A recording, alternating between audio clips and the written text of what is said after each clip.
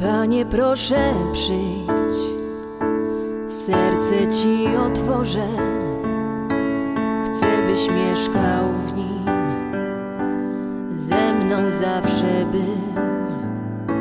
Tyś największy skarb mojej wiary płomień.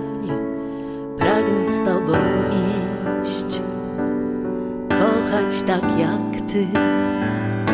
Tak wiele dałeś mi, a ja nie umiem przyjść, by poprzez grzechu mrok podać Ci swą dłoń.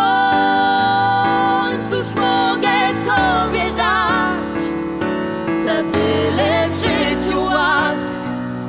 Wiem, serce Jezu weź, chcę, by kochało Cię.